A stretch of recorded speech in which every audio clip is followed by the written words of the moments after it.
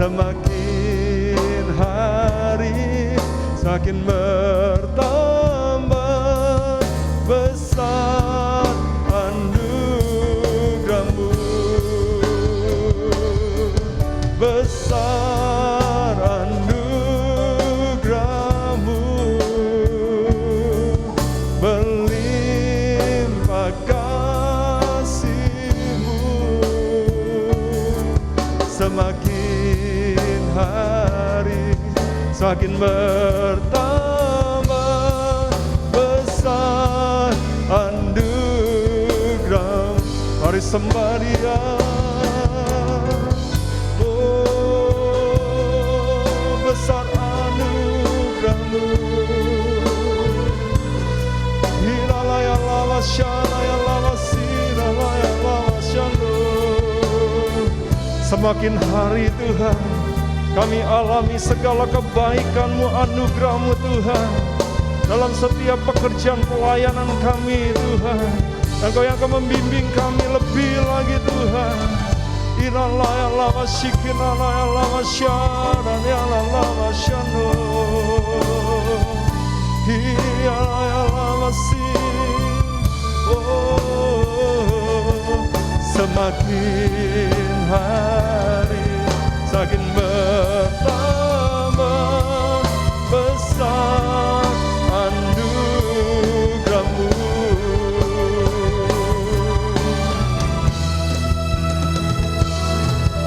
Besar anugerah-Mu, berlimpah kasih-Mu. Semakin hari semakin bertambah besar anugerah-Mu, besar anugerah-Mu, berlimpah kasih-Mu. Semakin hari semakin bertambah besar anugerah-Mu. Semakin hari semakin bertambah besar anugerah-Mu. Semakin hari semakin hari semakin bertambah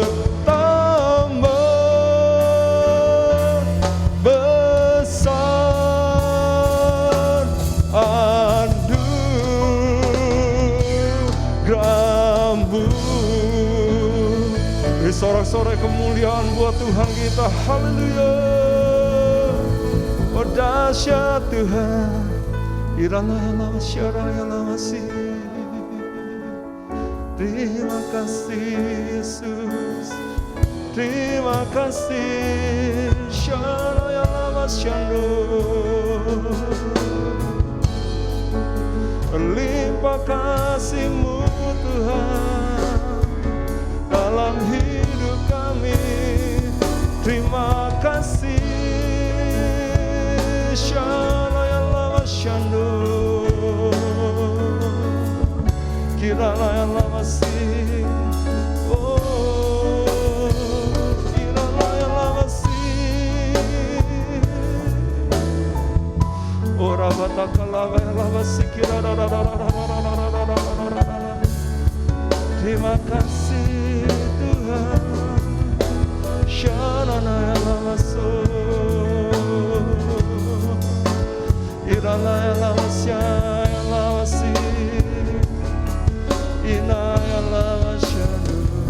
Hallelujah. We welcome you Holy Spirit. Kami tahu Engkau hadir di tengah-tengah kami Tuhan. Baik kami yang hadir secara onsite maupun kami yang hadir secara online. Hadirat-Mu, pengurapan-Mu ada atas setiap kami hamba-hamba-Mu. Terima kasih Bapa. Di dalam nama Tuhan Yesus kami berdoa dan mengucap syukur. Haleluya, semua boleh katakan amin. Puji Tuhan, sekali lagi beri tepuk tangan buat Tuhan kita. Saya persilakan untuk Ketua BPD kita, Bapak Pendeta Satria.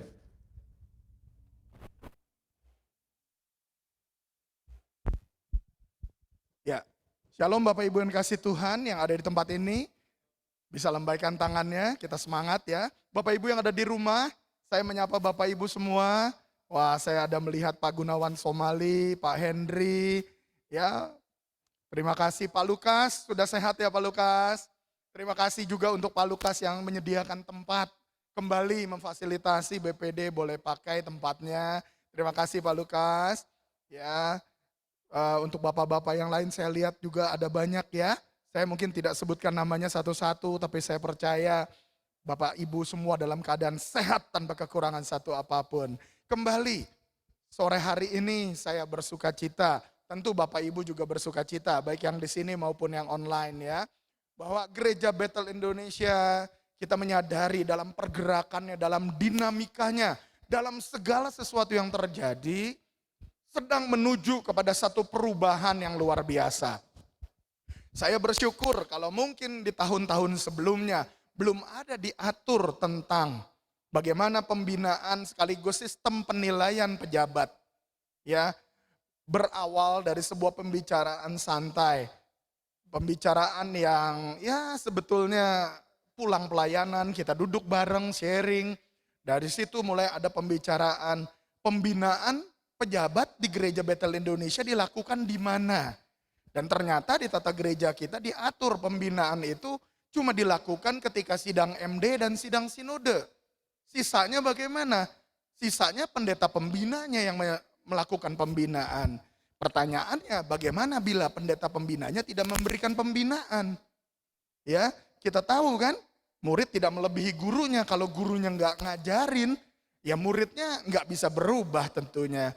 Jadi beranjak dari situ mulai terpikir, kita siapkan, nanti mungkin Pak Heru akan jabarkan ya, apa yang terjadi kemudian sampai kita pergi ke satu tempat, kita sama-sama pikirkan sampai tengah malam, kita siapkan bukunya, dan bersyukur sekarang sudah ada di dalam lampiran 6 di tata gereja kita. Ya.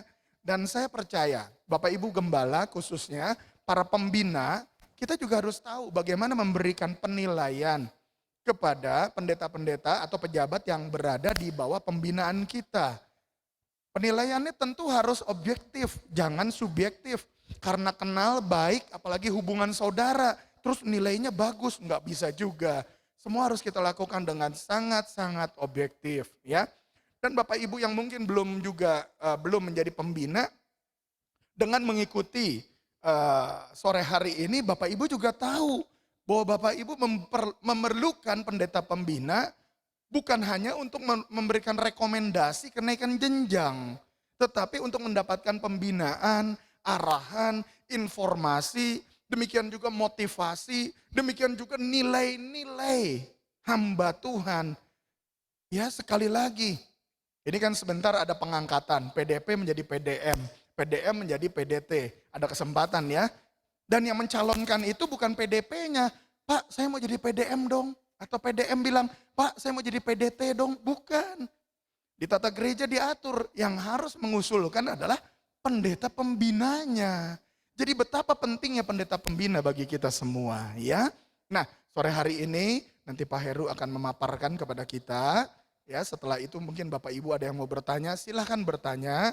Tapi saya percaya sekali kita semua akan mendapatkan berkat dari Tuhan. Untuk menjadi gereja yang bertumbuh menuntaskan amanat agung Tuhan Yesus.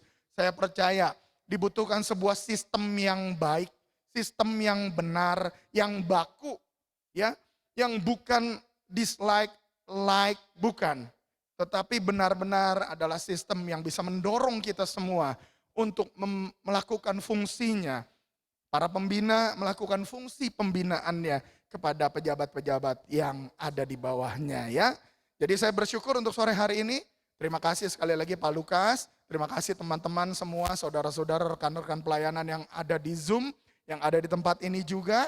Terima kasih secara khusus Pak Boy, Pak Joni, Pak Heru yang jauh-jauh juga datang. Sekretaris 1 BPP kita yang selalu setia, nanti akan memaparkan buat kita semua. Baik Bapak Ibu. Kita beri tepuk tangan buat Tuhan Yesus Kristus ya. Dengan hormat saya undang Pak Heru, silahkan. Silakan Pak Heru, nanti boleh tanya jawabnya juga. Yang pandu tanya jawab mungkin ada ya. Silakan Pak. Karena Bapak jauh sendiri di sini, Bapak memaparkan 1 jam, mungkin harus lebih baik buka maskernya ya Pak ya. Baik, Tuhan berkati Pak.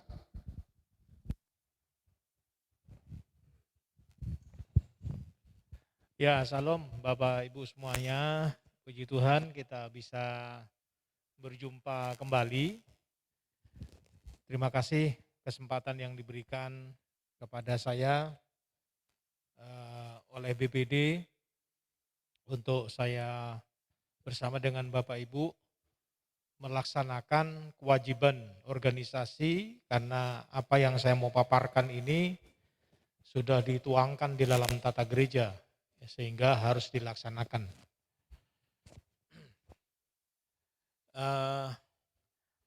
Saya senang karena BPD Jawa Barat ini yang pertama bagi saya memulai melakukan sosialisasi tentang salah satu tugas organisasi yang saya bilang tadi, yaitu pedoman pembinaan bagi pendeta pembina dan sistem penilaian terhadap pejabat binaannya. Bapak Ibu tadi sempat dalam pendahuluan yang disampaikan oleh Ketua BPD, latar belakang dari acara kita ini. Ya, sebenarnya itu diperkuat oleh satu pasal tambahan ya baru di dalam tata gereja, yaitu tentang sistem pemerintahan gereja. Nah, kalau Ibu Bapak memperhatikan sistem pemerintahan gereja kita, nah di situ sebenarnya sudah jelas sekali namanya itu adalah pastoral sinodal. Tertuang di dalam tata dasar pasal 14 dan tata tertibnya pasal 1.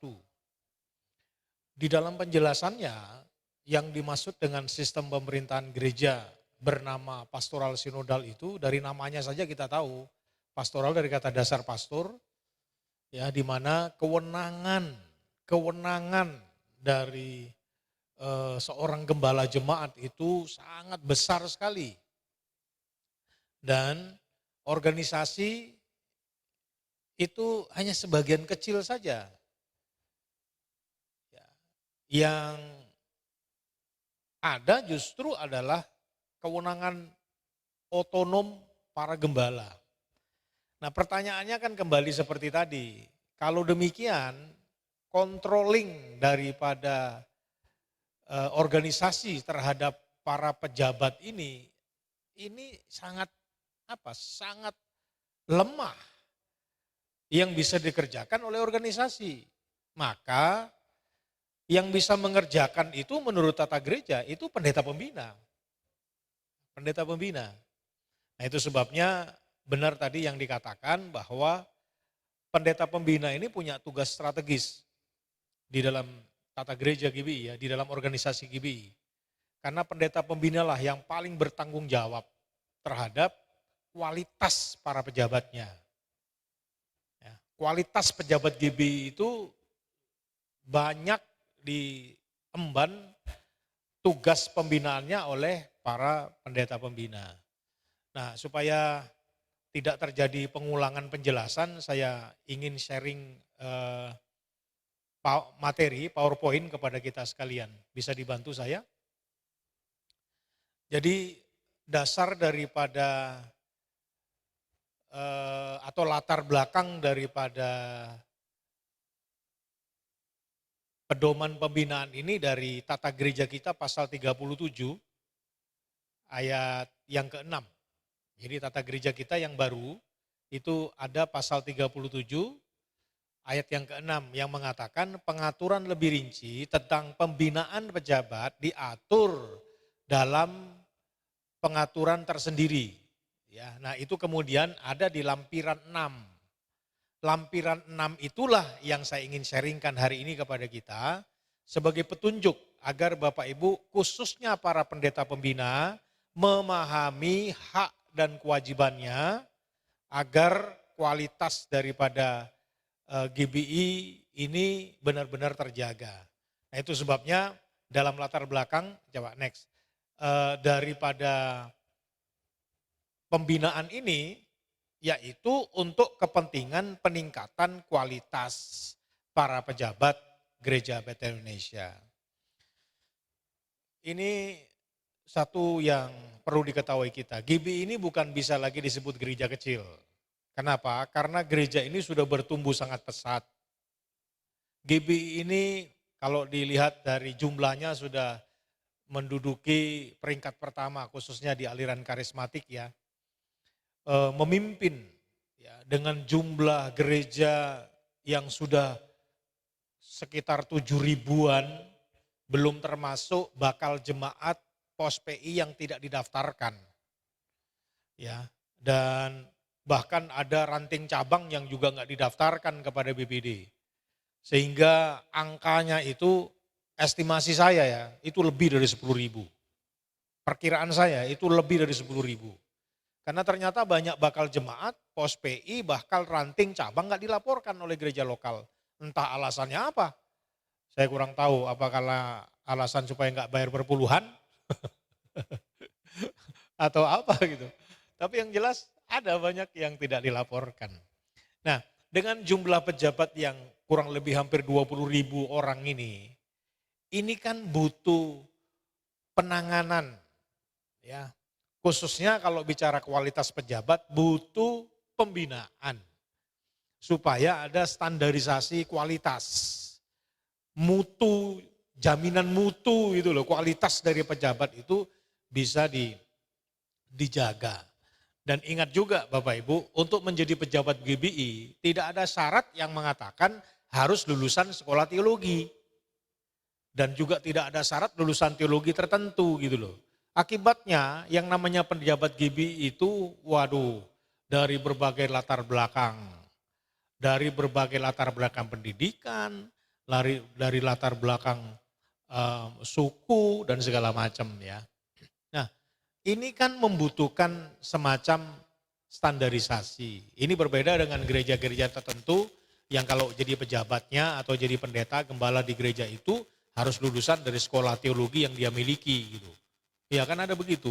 Nah kalau yang begini sih ya terjamin gitu kan. Tapi kita nggak bisa seperti itu karena basis daripada GBI tidak berbasis suku. Tapi berskala nasional bahkan internasional yang membuat kita terbuka lebar terhadap perekrutan pejabat. Nah menimbang inilah itu kemudian ragam dari kualitas pejabat GBI itu perlu dikontrol kualitasnya. Nah, karena itu pendeta pembina adalah orang yang paling bertanggung jawab menjaga kualitas pejabat binaannya. Tadi Pak Ketua BPD mengatakan pembinaan dari organisasi itu cuma di SMD. Ya, cuma ada di sidang sinode gitu ya. Mungkin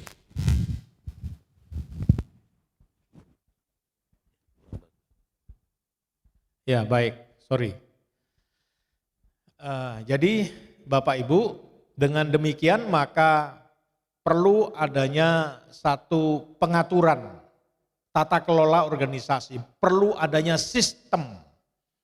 Nah organisasi dalam hal ini BPD dan BPP yaitu sinode kita menolong para pendeta pembina untuk menggunakan pedoman ini sebagai bentuk pembinaannya. Dengan mengikuti pedoman ini diharapkan para pendeta pembina tidak lagi bertanya-tanya bagaimana caranya membina, apa yang harus dibina, lalu bagaimana sistem pembinaannya, bagaimana pengumpulan, bagaimana monitoringnya, bagaimana evaluasi dan sebagainya. Itu dipandu oleh buku ini atau oleh pedoman pembinaan ini. Ibu Bapak bisa melihatnya di tata gereja kita, lampiran terakhir, lampiran 6. Lengkap di situ dan saya berharap nanti bukan hanya BPD Jawa Barat yang pertama memulai ini ya, 38 BPD yang lain di seluruh Indonesia dan 5 BPLN di luar negeri itu juga harus mengikuti. Dengan harapan yang sama agar pejabat GBI mutu kualitas para pejabatnya itu minimal, tidak jumplang, tidak jauh-jauh amat gitu loh. Karena berfungsinya para pendeta pembina. Nah karena itu butuh komitmen dari semua pihak, dalam hal ini organisasi, kemudian pendeta pembina dan para pejabatnya juga memahami maksud daripada pengaturan ini. Dengan demikian maka komitmen bersama ini pasti akan membuat GBI lebih baik. Baik tata kelola organisasinya ya maupun para pejabatnya. Sehingga ini akan menjadikan GBI menjadi gereja yang mampu mencapai semua visi dan misinya. Dasar hukumnya mana? Dasar hukumnya adalah pasal 37 ayat 6 tadi. Ini pedomannya, dasar hukumnya. Kemudian tugasnya apa? Dari pasal itu jelas tupoksinya diurai di bagian ayat 4-nya dan nanti diurai di lampiran pasal-pasal berikutnya. Lalu kewajiban dari seorang pendeta pembina dan kewajiban daripada pejabat binaan. Karena yang namanya PDP, yang mananya PDM harus punya pendeta pembina. Nah kewajiban dari para pendeta pembina dan pejabat binaan ini juga tertuang di dalam pasal 33 ayat 1 dan pasal 36 ayat 1. Itu dasar hukumnya. Apa manfaatnya? Manfaatnya untuk pembinaan dan penilaian para pejabatnya. Dan ini menjadi pedoman bagi pendeta pembina. Sedangkan tujuan daripada petunjuk pembinaan ini adalah untuk meningkatkan kualitas pejabat. Seperti latar belakang tadi ya. Saya lanjut, saya mulai dari pengertiannya terlebih dahulu ya Bapak Ibu. Kalau ada pertanyaan nanti tolong dicatat dulu, saya selesaikan dulu materi saya, tidak akan lama ya. Setelah itu kalau ada pertanyaan mari kita diskusikan bersama-sama apa yang saya bisa bantu, sepemahaman saya, mungkin saya bisa tolong, tapi kalau nanti berhubungan dengan organisasi di tingkat BPD, nanti ada ketua BPD dan sekretaris BPD dan perwil di sini bisa membantu kita sekalian untuk menjelaskan. Ya, saya mulai dengan pengertian dulu. Sebenarnya pendeta pembina apa sih? Menurut pasal 37 ayat 1 di tata gereja kita dan pasal 1 di lampiran 6 itu, pendeta pembina adalah pendeta GBI. Pendeta GBI, statusnya jenjangnya pendeta. Untuk mengemban tanggung jawab membina PDM, pendeta madya, dan pendeta pratama, PDP, pada jemaat lokal, jadi satu wilayah jemaat lokal, sampai menjadi pendeta penuh, ya pendeta yang PDP jadi PDM, PDM nanti akhirnya jadi pendeta penuh. Dan ditetapkan dengan surat keputusan, mengenai surat keputusan nanti dijabarkan berikutnya. Nah itu pengertiannya, sekarang klasifikasinya, pendeta pembina ternyata ada dua jenis. Ya, pendeta pembina yang menggembalakan jemaat induk dan mendirikan jemaat cabang ranting dengan sendirinya menjadi pendeta pembina. Saya suka menganalogikan ini sebagai orang tua angkat, bapak kandung yang punya anak, anaknya sendiri anak kandung. Maka dengan sendirinya dia disebut pendeta pembina.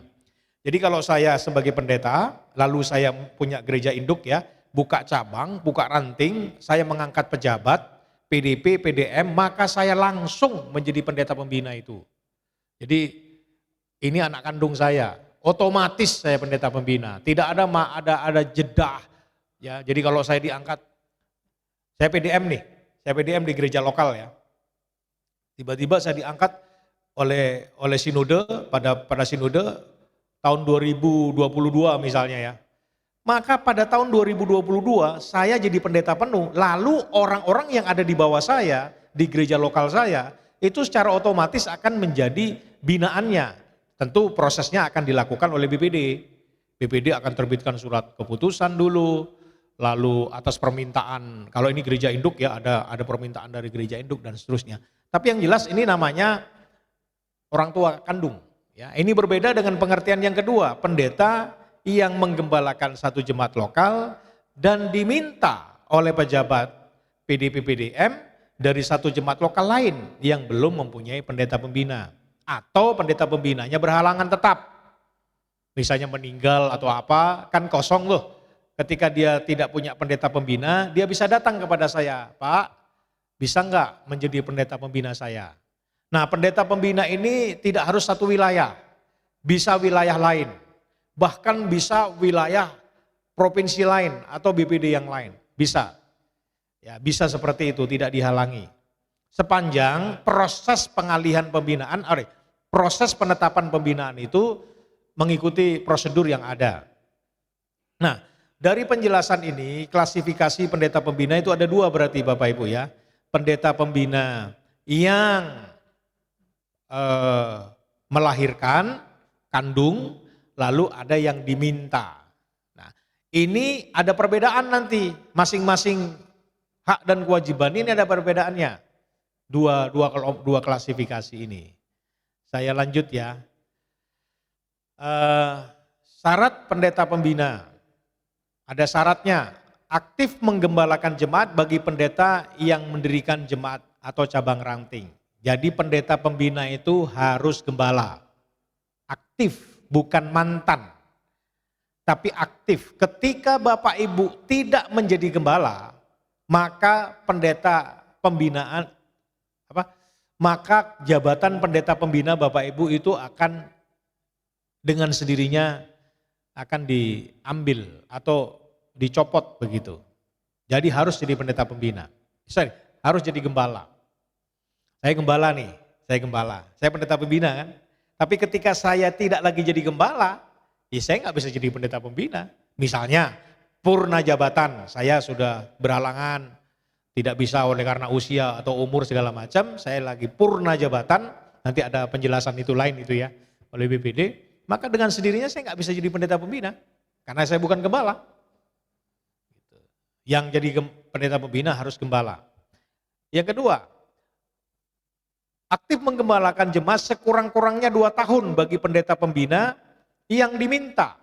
Nah, jadi kalau yang kandung langsung bisa jadi pendeta pembina, tapi bagi yang diminta minimal 2 tahun dia. 2 tahun. Jadi kalau saya ada orang yang datang ke saya, Pak Heru, tolong saya minta bisa dibina nggak Pak?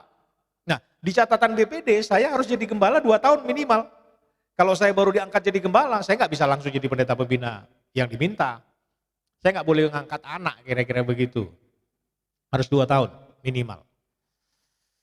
Pendeta pembina ditetapkan dengan surat keputusan BPD, SK pengangkatan pendeta pembina. BPD akan menerbitkan. Ya. Pendeta pembina hanya dapat mengusulkan kenaikan jenjang pejabat binaan apabila telah memenuhi masa kurang-kurangnya 1 tahun. Pendeta pembina hanya dapat mengusulkan kenaikan jenjang pejabat binaan apabila telah memenuhi masa pembinaan sekurang-kurangnya 2 tahun. Tadi kan ada penjelasan, saya pendeta pembina. Tapi pembinaan saya minimal harus menggembalakan 1 tahun. Saya nggak bisa serta-merta saya diangkat bulan Oktober, lalu bulan November ada pengangkatan pejabat, saya ngusulin, nggak bisa itu. Baru tahun yang akan datangnya, karena minimal 1 tahun saya harus menjadi gembala. Gitu ya. Yang kandung ini, ya, yang kandung. Kalau yang diminta tadi 2 tahun, ya. Tapi kalau ini 1 tahun.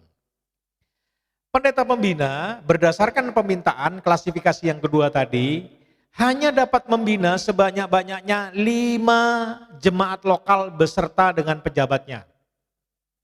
Ya. Untuk penjelasan ini sekali lagi kepentingannya agar terjadi efektivitas pembinaan. Kalau anak kandung ya buka cabang sebanyak-banyaknya, silakan. Anda Bapak Ibu punya pejabat binaan bisa 100-200, ya silakan aja. Karena itu anak kandung kita. Tapi untuk yang diminta maksimal saya hanya boleh 5 jemaat lokal. 1 jemaat lokal berapa banyak itu akan tergantung situasi dan kondisinya. Tapi yang jelas saya hanya boleh yang diatur tuh 5 jemaat lokalnya, bukan jumlah pendetanya, pejabatnya bukan.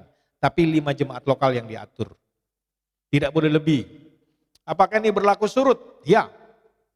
Jadi Bapak Ibu kalau saya saat ini sedang membina 10 gereja lokal, maka pengaturan ini telah mengatur, nanti BPD akan mengatur bagaimana mekanismenya, supaya saya akan menugaskan tugas pembinaan yang 5 lagi itu kepada pejabat yang lain. Supaya terjadi efektivitas pembinaan. Ya. Sekali lagi, ini hanya untuk yang diminta. Sedangkan untuk yang lahir sendiri, yang buka cabang ranting sendiri, itu tidak dibatasi. Ya. Hanya untuk yang diminta. Ya, demikian. Bapak Ibu, tujuan pembatasan ini sebenarnya didasarkan banyak fakta di lapangan.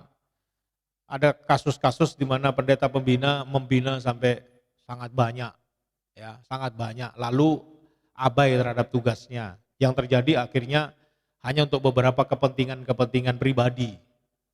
Saya kasih contoh, ada satu wilayah BPD, ada pendeta pembina yang membina sampai 48 gereja lokal. Yang diminta 48 gereja lokal. Satu BPD itu jumlah gerejanya cuma 72. Satu BPD itu gereja lokalnya cuma 72. Yang dibina oleh ketua BPD ini 48. Jadi lebih dari separuh itu dibina oleh dia. Akibatnya apa? Setiap pemilihan menang. Ketua BPD menang terus sampai mau 3 kali dia. Menang terus. Ya, kalau nggak dibatasi aturan, sampai Tuhan Yesus datang dia menang terus tuh. Orang banyak betul, kayak gitu. Nah, ini yang kita mau hindari. Sebenarnya dia punya kepentingan tertentu kan, akibatnya tidak terjadi proses pembinaan. Ya, bahkan nih ya, ini kan sangat miris nih, pendeta pembina ngasih upeti. Ini kan benar-benar di luar keinginan bersama. Ya, pendeta pembina masang pajak begitu, semakin banyak kan pajaknya banyak nih, 48 ngasih pajak nih. Dulu lebih celaka lagi, ada beberapa daerah-daerah, beberapa gereja-gereja lokal itu, beberapa aset tanah gereja itu beralih nama ke dia. Dan ini betul terjadi Pak, benar-benar terjadi. Akhirnya kami mengalami banyak kesulitan persoalan itu. Nah ini yang kita mau hindari. Salah satunya yang utama memang bukan itu, yang utama supaya terjadi efektivitas pembinaan. Kalau kebanyakan mana bisa membina? Dalam sistem pendidikan saja ya, dalam sistem pendidikan nasional di negara kita, untuk sekolah menengah itu paling tinggi, paling banyak 34 siswa. Lebih dari itu sudah nggak efektif. Guru sudah kebingungan tuh memantau begitu. Makanya itu dipisah lah. Saya ngampu mata kuliah, mahasiswanya sampai 70, saya bilang saya nggak mau. Pilah, jadi 2 bagian aja, beda jam gitu. Sulit kontrolnya. Kalau sekarang sudah pakai online ya mungkin lain soal ya, tapi tetap aja ini ada pembatasan gitu loh.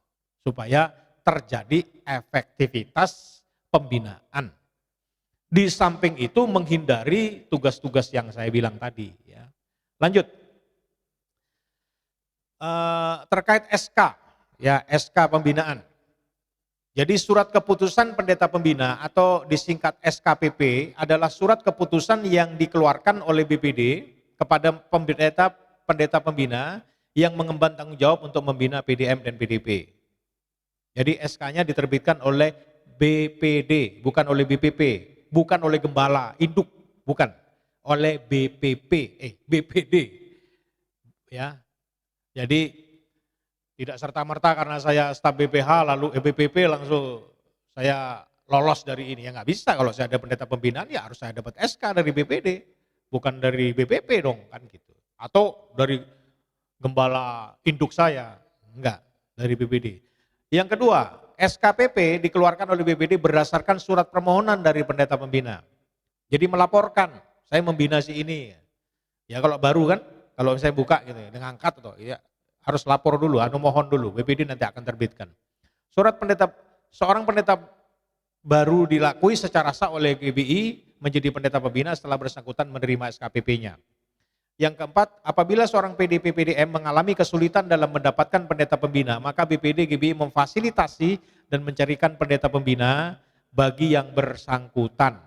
Ada kasus-kasus tertentu, seorang PDP dan PDM itu kehilangan pendeta pembina secara tetap ya, misalnya karena meninggal dunia atau karena faktor-faktor lain sehingga pendeta pembinanya berhalangan tetap. Nah, kepada orang-orang yang mengalami kesulitan mau pindah kemana bisa dibantu oleh BPD. Ya, bagaimana proses pengalihannya? Ya, karena kan banyak kasus semacam ini, pendeta pendeta muda, pendeta Madya, pendeta Pratama itu mengalami kesulitan cari. Yang kelima, BPD-GB mengeluarkan SKPP kepada pendeta pembina masing-masing pejabat binaan. 1 SK untuk 1 pejabat. Jadi kalau saya punya pendeta binaan 50, maka saya punya 50 SK. 1 SK untuk 1 orang. Ya, kira-kira gitu. Masa pembinaan, next. Kapan, berapa lama pendeta pembina membina pejabat? Sampai PDP, PDM jadi pendeta penuh. Kalau sudah jadi pendeta penuh, mandiri dia.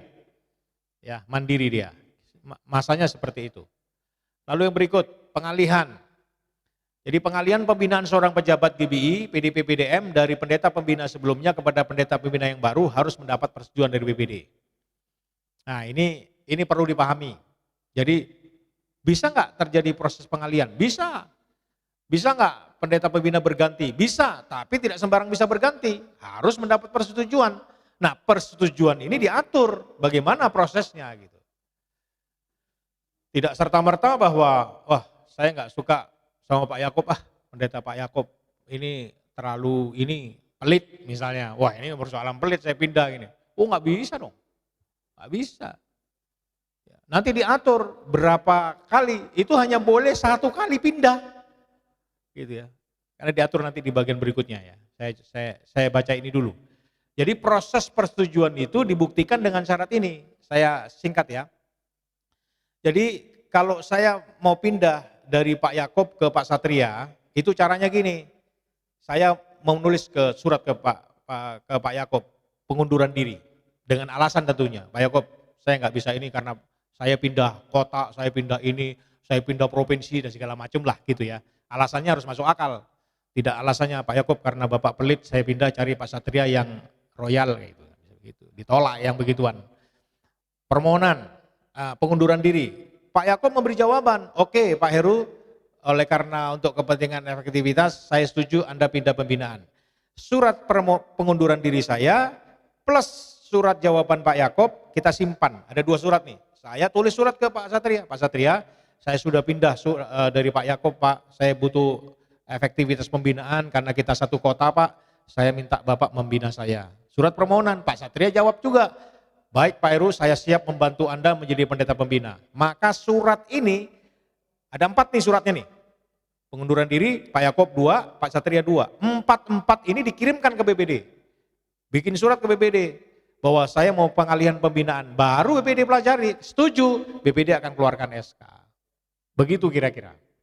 Jadi nggak main lompat sana lompat sini kayak kutu loncat nih. Nggak jelas pembinanya siapa, main pindah, nggak bisa Pak. Bapak Ibu akan diatur pembinaannya begitu. Tapi saya lihat di Jawa Barat aman-aman ya. Saya lihat di Jawa Barat aman-aman. Tapi kita mau supaya pendeta pembina betul-betul mengetahui. Ya, betul-betul memahami. Jangan sampai ada pendeta pembina yang dibina nggak tahu siapa gitu. Wah, ini celaka betul. Yang begini yang kita tidak mau Bapak Ibu. Ini tugas pendeta pembina. Pak Heru, kenal nggak sama ini? Enggak tuh. Loh ini pendeta binaan Bapak. Di data kami ini binaan Bapak. Masa sih? Masa lagi? Bapak kebanyakan bina sih. Makanya ditanya ini pejabatnya Bapak nggak tahu nih. Kalau sampai ada Bapak nggak tahu anaknya, ini kan kelewatan namanya. Pak ini anak Bapak. Masa sih ini anak saya? Lah mukanya sama Bapak. Itu Bapak kualat itu. Ya. Dia nggak bisa lah Pak. Anda harus tahu anaknya lah. Anda punya anak 100, apal itu anaknya nih, si A, si B, harus apal. Namanya harus apal 100 gitu. Makanya jangan kebanyakan anak, apalagi anak angkat nih, nggak apal. Udah apal ini pendeta, yang celaka pendeta binaannya bikin masalah. Banyak kasus, Pak, ini saya baru meeting dengan DKI Pak. DKI mengusulkan kurang lebih 700 pejabat binaan yang mau di-delete Pak. Karena udah gak jelas dibina oleh siapa, pembinanya siapa. 700 loh Pak. Pak Satria kemarin dari tahun berapa tuh Pak ya? Lupa saya. Kita ngomong, kemarin kebetulan kami ada meeting tuh. dari 2004. Dari 2004 Pak, BPD DKI kesulitan sekali mencari informasi siapa sebenarnya ini. Akhirnya sampai 700 jumlahnya. Sampai 700 jumlahnya. Dan ini kan sebuah data yang menciderai. Kita sudah dapat ISO 9001 Pak. Tapi datanya masih amburadul, kan nggak sinkron. Nah kita nggak mau begitu Bapak. Kita berharap ini ada ketertiban di sini. Yang kedua, peralihan pendeta pembina hanya dibenarkan untuk dilakukan sebanyak-banyaknya 1 kali. Ya, tidak main pindah-pindah sana sini ya. Tidak bisa pindah-pindah sana sini. Next. Ya, jadi maksudnya gini, Bapak Ibu, proses peralihan pembinaan itu sangat mungkin terjadi. Ya tadi karena banyak faktor ya. Tapi itu tidak boleh dijadikan celah untuk pindah-pindah gitu. Ya. Tapi kalau alasan meninggal enggak apa-apa. Kalau meninggal kan harus diganti kan. Itu yang saya kelakar. Kalau misalnya pindah ke sini ini meninggal, pindah ke sini ini meninggal, pindah ke sini meninggal, pindah ke sini, wah saya nggak mau loh. Pindah ke Pak Yakob aja. Pindah. Tapi ini kan proses pengalihan begini sering terjadi. Ya. Cuma ya alasannya oleh karena memang betul-betul karena berhalangan tetap. Bukan karena faktor yang lain. Ya kalau soal hal-hal lain kita hindarilah. Terus mengajukan kenaikan jenjang pejabat. Soal tugas sekarang. Tugas, next. Tugas pendeta pembina. Apa saja tugas pendeta pembina? Pertama, meningkatkan mutu kerohanian dan pelayanan dari pejabat yang dibinanya. Ini tertuang di dalam lampiran pasal 6 ayat 7, pasal 7. Kalau di tata gereja itu pasal 37 ayat 4. Ya, jadi tugasnya sama seperti ini, cuma ini lebih rinci. Meningkatkan mutu kerohanian dan pelayanan. Ini tugasnya pendeta pembina. Kalau Bapak Ibu punya cabang, punya ranting, pastikan kerohanian, mutu kerohanian jemaat yang digembalakan oleh pejabat binaan kita itu terjamin, terjaga. Ya, kualitas pelayanannya terjaga. Dan pendeta pembina harus memantau itu, harus melihat. Jangan sampai buka cabang punya ranting banyak tapi kemudian enggak tahu, terserahlah. Mau berkembang kayak mau mundur kayak ya enggak begitulah. Pendeta pembina bertanggung jawab. Nah, inilah pentingnya adanya pembinaan yang berkelanjutan. Tiap bulankah dikumpulkan, sharing bagaimana gerejamu, bagaimana pelayananmu, bagaimana keluargamu, ya kumpul misalnya. Saya punya pendeta binaan ada 7, ya kumpul. Kalau kami karena deket ya saya gampang ngumpulin gitu. Bahkan tiap bulan ya kita bareng dengan para pengerja. Ya kadang-kadang cuma makan di nasi uduk di depan Hotel Resinda Karawang. Kami kumpulin 7 keluarga makan di situ, lesehan di situ. Ya tanya, kemana we? Gimana kamu? Aduh, om motor saya kemarin hilang om. Kemarin tuh. Ya, cerita begitu. Ya saya tahu kan kita ikut doakan kalau ada masalah. Nah itu tugas pembinaan tuh yang begitu. Ya saya paham kalau Bapak Ibu udah ratusan yang dibina, ya mungkin modelnya nggak kayak saya, yang saya cuma 7 orang. Tapi modelnya mungkin ya sudah pertemuan rutin tiap bulan, ada sharing, ada mendoakan, ada pembinaan atau ada masalah macam, terserah lah. Pengadaannya mungkin tidak tiap bulan, entah berapa waktu sekali, tapi yang jelas harus ada itu. Sebab kalau tidak ibu bapak nggak punya dasar untuk menilai nanti. Ya, kan harus tahu, nanti ada tugas penilaian masalahnya nih ya. Membina dengan penuh kasih dan pengabdian dan tidak mengharapkan. Menilai secara objektif yang nomor 3 nih. Ibu bapak, kalau ibu bapak sebagai pengajar, dosen, bagaimana kita menilai mahasiswa? Caranya apa? Ya interaksi. Bagaimana absensinya dia, bagaimana interaksi di saat pelajaran disampaikan, bagaimana pada saat dia berdiskusi, tanya jawab, mempresentasikan, mempertanggungjawabkan materinya, ya, bagaimana dia macam-macam lah. Kalau saya sebagai dosen sering menilai mahasiswa itu tidak hanya akalnya, otaknya gitu, enggak gitu. Tapi kadang-kadang interaksi sosialnya yang saya nilai.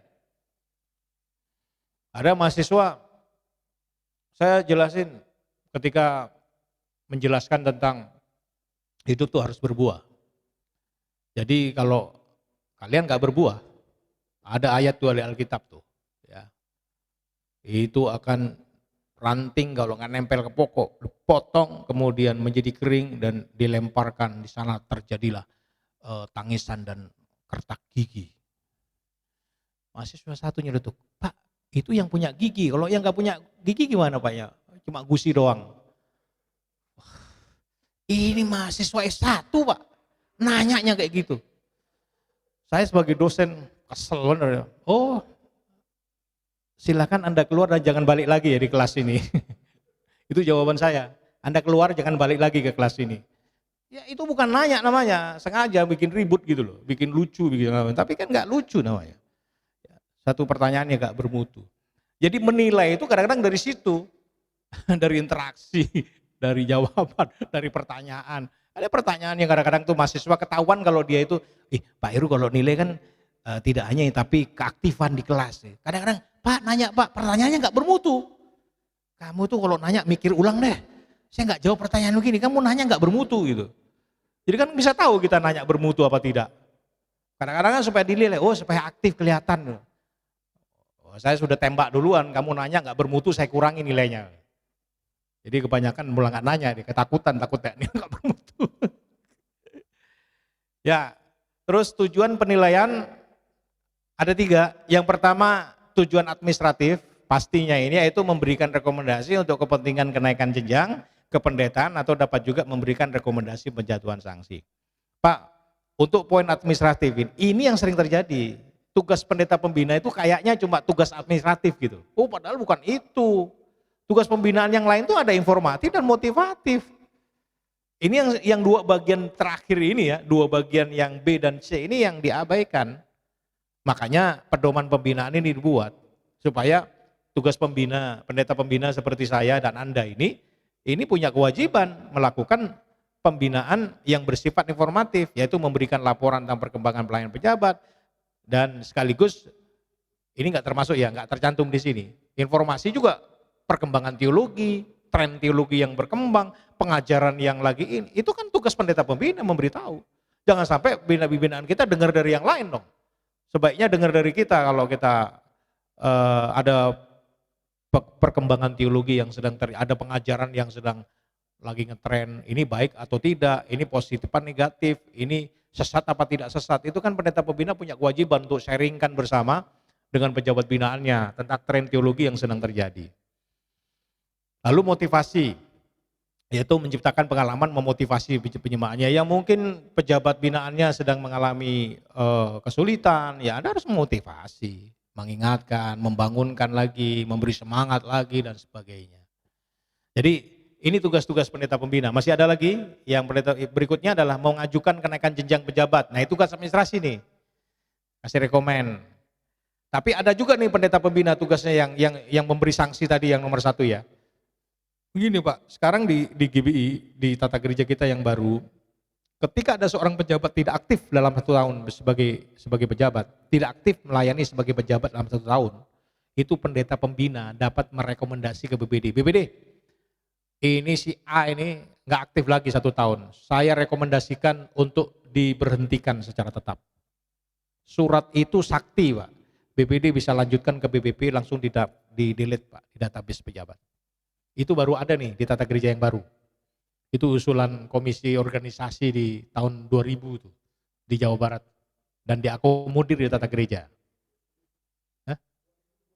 Iya 2020, sorry. 2020 komisi organisasi SMD Jawa Barat mengusulkan tentang ini.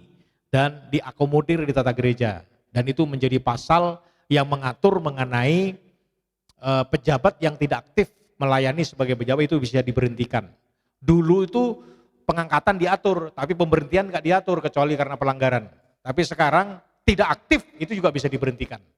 Kalau dulu tidak aktif nggak apa-apa, makanya sampai ada 700 pendeta pejabat di DKI nggak bisa diberhentikan tuh. Tapi sekarang dengan ayat itu 700 itu dengan mudah bisa di-delete Pak. Gitu ya Pak. Lalu di samping tugas-tugas tadi ada tugas memuridkan. penasihat, pelatih, konselor, sponsor, teladan. Nah itu tugas pendeta pembina ya. Ini harus dijalankan ini. 6. Dalam melakukan penilaian kepada pejabat, pendeta pembina harus mengisi lembar penilaian sesuai dengan yang ditentukan oleh BPD. Jadi ada lembar penilaian. Tadi saya sempat suruh kopi ya Pak ya? Sudah di kopi ya? Bisa dibantu ditunjukkan? Tadi lembar penilaian seperti apa? Nah itu ada lembar penilaiannya.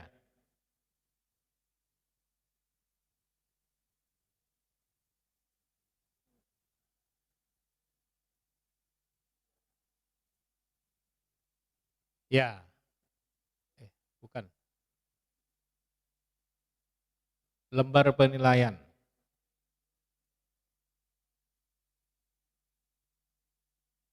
Oke, nanti disiapkan ya. Sudah, oh ini dah. Nah jadi ini, lembar penilaian ini bisa dibesarkan? Di Zoom?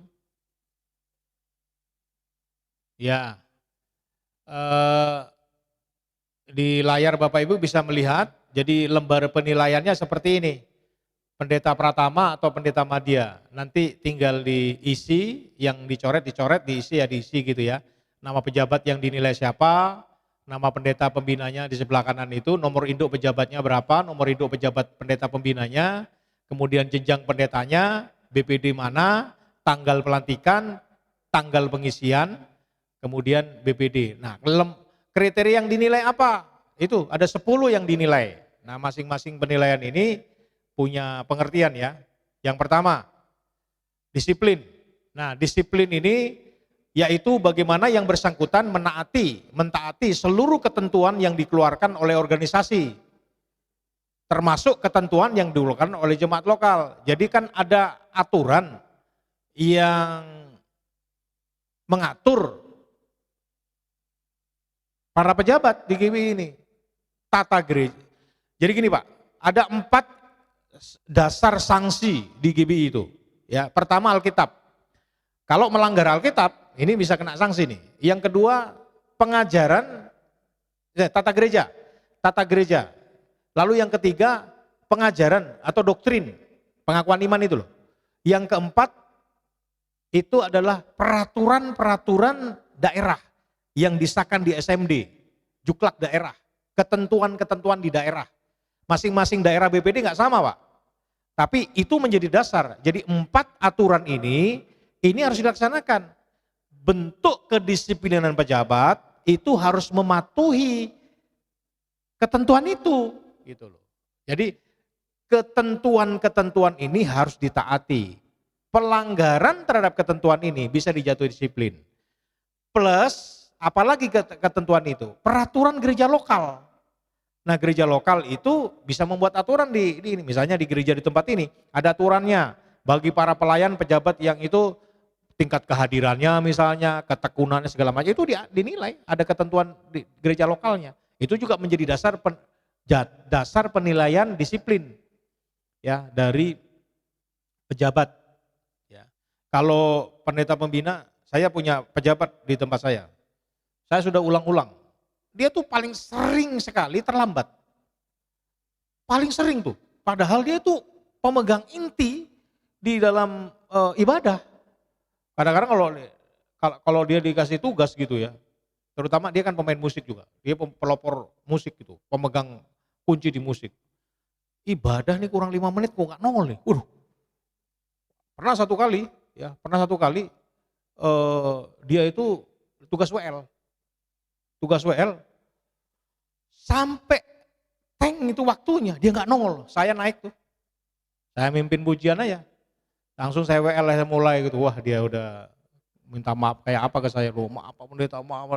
Saya tadi, kamu tuh alasan mulu lah. Motornya kempes lah. Ya. Kuncinya hilang lah. Pak Hendrawan itu mengetahui.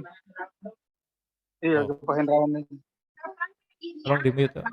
Tolong bantu mute di. Ini kan yang Bapak yang lakukan biasa kok. Oh, begitu ya. Tapi Oke. Lalu penundukan diri. Ya, penundukan diri itu bagaimana yang bersangkutan dapat menundukkan diri kepada organisasi, pendeta pembina atau gembala jemaat lokal. Jadi tunduk otoritas. Ada pembangkang-pembangkang. Ya, ini menjadi penilaian sendiri bagi pendeta pembina. Ada pejabat-pejabat yang sudah mulai keluar tanduk tuh. Sudah mulai membangkang, sudah mulai banyak bisa, sudah bala itu mulai membangkang. Ini kita harus belajar menundukkan diri pada organisasi, menundukkan diri pada otoritas. Ya, itu perlu dinilai. Lalu kerjasama, bagaimana dirinya dapat, ini juga ada di ini di slide, saya bisa di slide 17 ya, slide nomor 17. Ya, slide nomor 17. Ya, terus 17. Kerjasama, bagaimana dirinya dapat bekerja sama dengan pengurus jemaat lokal, pelayan jemaat lokal yang ada, pejabat yang ada di situ untuk melakukan tugas-tugas tertentu. Jadi ini perlu ditunjukkan gitu. Pak Pendeta Pembina bisa menilai ada pejabat-pejabat binaannya yang karep dewek gitu atau bisa kerjasama gitu. Itu bisa dinilai. Jangan sampai kita itu tidak bisa kerjasama dengan orang lain. Dan itu bentuk penilaiannya. Lalu yang berikut, yang keempat, kemauan kerja, yaitu bagaimana semangat dan kegairahan yang bersangkutan dalam menyelesaikan tugas yang diberikan. Tanggung jawab, bagaimana yang bersangkutan bertanggung jawab dalam semua tugas yang diberikan. Berkhotbah, ini keterampilan ya, bagaimana keterampilan bersangkutan dalam melakukan pengupasan, mengenai firman, itu juga dinilai oleh gembala. Ini gembala cabang ini kalau khotbah, Yesus berjalan di atas air terus. Atau khotbahnya perpuluhan terus. Minggu pertama sampai minggu terakhir itu khotbah sih di awal pengampunan, belakangnya perpuluhan. Minggu kedua khotbah tentang kasih, belakangnya perpuluhan ini, ahli perpuluhan ini. Yang begini pendeta pembina bisa menilai lah kalau sampai ada laporan, Pak, gembala cabang di situ tuh khotbahnya itu seperti nggak persiapan, Pak. Ketahuan sekali kalau dia itu nggak persiapan, Pak. Salah-salah baca ayat, salah-salah kupas segala macam. Nah, itu pendeta pembina bisa memberi penilaian.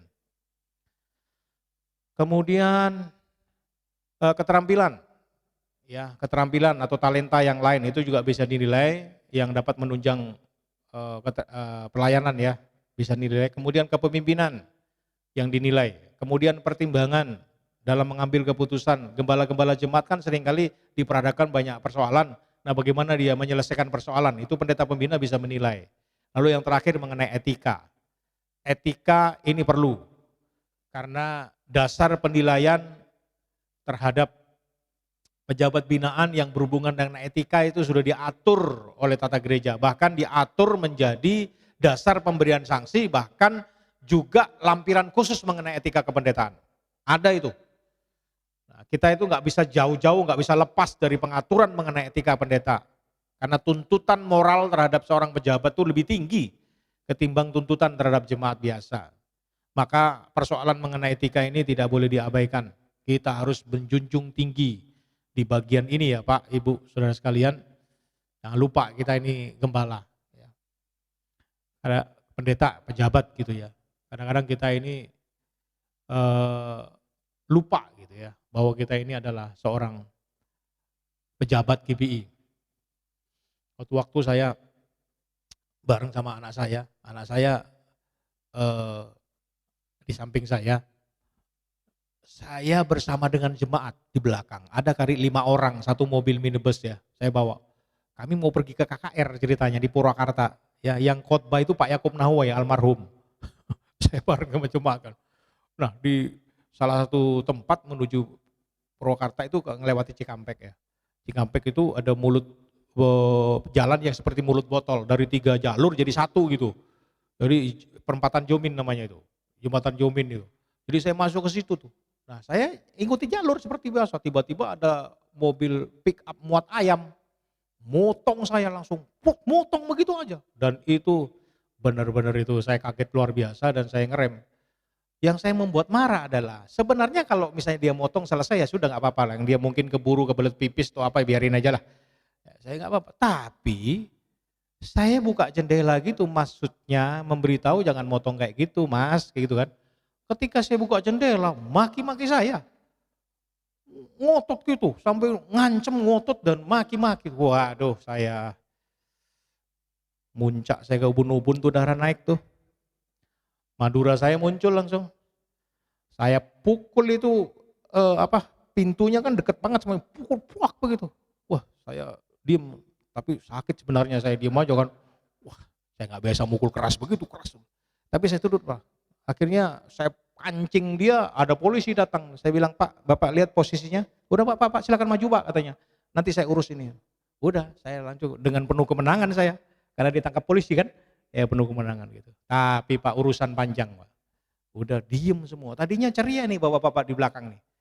Saya sama anaknya. Tiba-tiba itu dari Cikampek ke Purwakarta itu kurang lebih sekitar 15 kilo lah. Itu diem semua sampai tempat itu.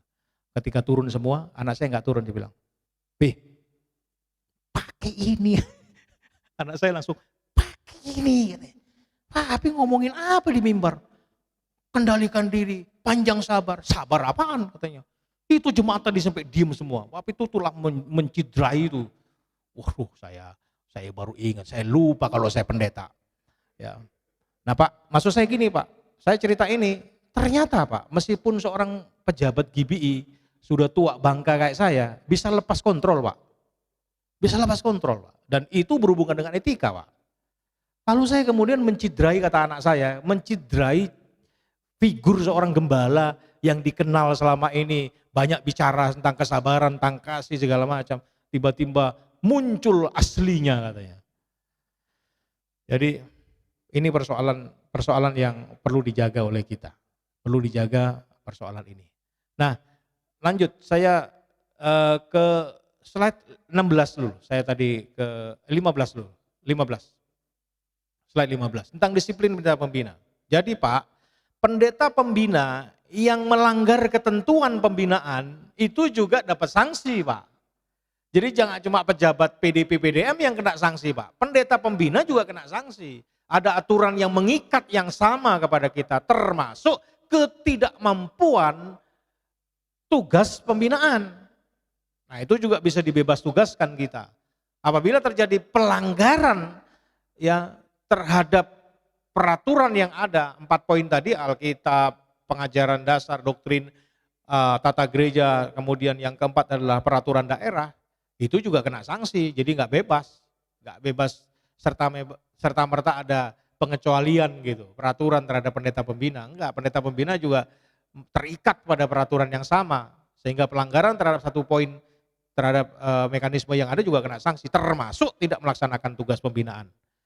Saya lanjut lagi. Ya, disiplin ya tadi ya. Terus sekarang apa yang dinilai? Slide 20. Kriteria penilaiannya, sistem penilaiannya. Ya, yang dinilai terbagi di 5 tingkat penilaian. Nanti dalam kolom itu dinilai dan petunjuk penilaiannya. Kalau pendeta pembina melihat binaannya itu memuaskan, kasih nilai 9 dan 10. Kalau sangat memuaskan ya, kalau memuaskan 7 dan 8, cukup 5 atau 6, kurang 3 atau 4, kemudian sangat kurang itu 1 sampai 2. Apa yang dinilai? Ada 10 poin tadi di lembar penilaian tadi ya, dari disiplin sampai etika. Itu 10 itu nilai, kalau nilainya bagus, sangat memuaskan, ya 9. Tapi ingat ya, tadi Pak Ketua BPD mengingatkan kita, penilaian harus bersifat objektif.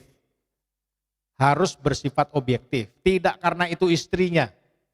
Tadi ada yang nanya tuh, Pak bagaimana kalau istri yang kita nilai, kan saya pendeta pembina, ada istri saya pejabat saya di gereja saya kasih nilai 10 semua. Ya yang objektif aja gitu. Jadi memang kewenangan memberi nilai adalah pendeta pembina, BPD nggak bisa ngapa-ngapain, pendeta pembina yang menilai. Tapi isilah dengan objektif. Tidak karena istri yang dinilai Anda kasih 10 semua. Meskipun kita tahu waktu saat menilai istri ada di samping kita dan matanya melototin kita. Ya, isi coba, ayo. Kasih sedikit. Nah, nggak usah diancam begitu. Pandangan mata istri saya aja ngelihat isi coba. Wah udah. Kurang aja udah pasti bermasalah. Tapi tidak karena itu Pak. Jadi kita harus ngisi secara objektif. Atau yang dinilai anaknya, yang dinilai keluarganya, yang dinilai saudaranya itu nilainya secara objektif. Lalu nilai akhir akan dijumlah keseluruhan, lalu itulah nilai yang terakhir. Batas nilai itu ya ada. BPD menyediakan 2 lembar, 2 rangkap, yang satu untuk BPD, yang satu untuk pendeta pembinanya sebagai arsip. Ya, 10 kriteria dinilai sesuai takaran yang telah ditetapkan tadi. Ya. Penilaian kepada PDP PDM dilakukan dengan cara-cara sebagai berikut. Pendeta pembina mengisi data dan kolom tadi yang contohnya tadi ya, lembar penilaian. Kemudian seluruh nilai dari setiap kolom dijumlahkan dan hasil tersebut merupakan nilai akhir yang diperoleh pejabat yang dibina. Di total ke bawah, 10 itu di total ke bawah. Lembar penilaian dibuat 2 rangkap, masing-masing tadi yang warna kuning sebagai arsip, kemudian warna putih dikirimkan kepada BPD. Jadi BPD itu punya arsip Pak, punya data nilai para pejabat. Kali ini BPD punya data itu. Maka kalau ada 1000 pejabat di Jawa Barat, BPD itu punya 1000 nilai Pak, 1000 lembar. Nah tinggal dilihat nih, Pak Yakob punya anak buah ini kayak apa nih, dilihat tuh. Ini yang nilainya kurang dari 60, ya sudah nggak bisa naik dia. Kalau dia PDP nggak bisa naik ke PDM tuh. Ya, yang PDM nggak bisa naik ke pendeta. Ya, di samping penilaian akademik yang diperoleh melalui diklat, tapi sekarang ada penilaian komprehensif yang diperoleh melalui penilaian dari disiplin sampai etika. Ini sudah luar biasa menurut saya. Ini menjaga kualitas nih. Karena di GBI penilaian terhadap pejabat sekarang tidak hanya melulu pada persoalan akademik, ya, tapi sekarang juga mencakup semua wilayah secara komprehensif dari disiplin ya, sampai kepada etika. Dengan demikian BPD lebih objektif di dalam memberi penilaian sehingga dalam perekrutan pejabat maupun kenaikan jenjang pejabat dapat dilaksanakan berdasarkan buku kehidupan ini, rapot ini, dan tentu nilai akademik melalui diklat. Ya. Pengisian lembar penilaian dilakukan oleh pendeta pembina 1 tahun 1 kali, yaitu setiap bulan Januari. Jadi rentangnya itu seperti ini. Kinerja waktu penilaiannya, kinerja PDP PDM yang dinilai oleh seorang pendeta pembina adalah hasil yang dicapai oleh bersangkutan selama 12 bulan, yaitu sejak awal Januari sampai bulan Desember. Nilainya dikumpulkan Januari. Nilainya dikumpulkan Januari, penilaiannya dari Januari sampai 1 Desember tahun sebelumnya. Gitu ya. Jadi sekarang sudah mulai menilai nih, Januari ini sampai Desember tahun 2022. Januari 2023 itu seluruh penilaian para pejabat binaan itu sudah masuk ke BPD. BPD nanti akan menyurati itu, akan mengirimkan. Tapi soal form itu ada di tata gereja di belakang Pak. Ada form, tinggal di copy saja. Nanti BPD mungkin akan bersurat kemudian mulai mengadakan penilaian dan pembinaan terhadap pejabatnya. Tentu penilaian itu akan dibuat oleh pendeta pembina tidak di awal sekarang ya, tapi nanti di akhir di Januari setelah merangkum seluruh perjalanan 12 bulan pembinaan yang dilakukan melalui berbagai pertemuan-pertemuan dan pembinaan-pembinaan yang ada. Lanjut setelah Januari ya Desember mungkin Pak pendeta pembina nanti akan melakukan wawancara terhadap pendeta pembinanya, dikumpulkan, sharing ya. Dalam wawancara itu atau dalam sharing itu pendeta pembina akan memberitahukan pejabat yang dinilainya hal-hal apa saja dan kriteria penilaian yang perlu dipertahankan. Oh kamu disiplinnya tolong ditingkatkan ya. Mungkin tidak perlu nilainya dikasih tahu, tapi yang perlu dikasih tahu adalah yang baik untuk dipertahankan bahkan ditingkatkan, yang buruk tolong diperbaiki. Wah saya lihat selama 1 tahun 2022 nilai kerjasamamu kurang nih, kamu sering kali nggak cocok, kita taruh divisi ini berantem, pindah ke divisi yang lain berantem, pindah ke sono lagi, kayaknya yang salah ini bukan divisinya tapi kamunya ini, coba ditaruh di mana aja pasti berantem. Nah karena itu tolong diperbaiki emosi kamu ini dan seterusnya, kira-kira begitu ya contohnya ya. Lalu kenaikan jenjang pejabat, ini pasal 15 lampiran 6, hasil penilaian pejabat merupakan salah satu persyaratan untuk menentukan dapat atau tidaknya seorang PDP atau PDM dipromosikan ke jenjang pendeta yang lebih tinggi. Ya, untuk dapat dipromosikan ke jenjang yang lebih tinggi, maka nilai akhir minimal 60. Nilai akhir minimal 60. saya tekankan lagi, penilaian ini tentu akan dilakukan oleh pendeta pembina secara objektif.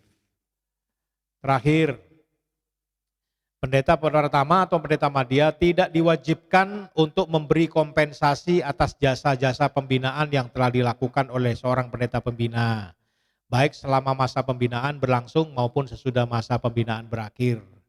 Tidak ada upeti, tidak ada pajak.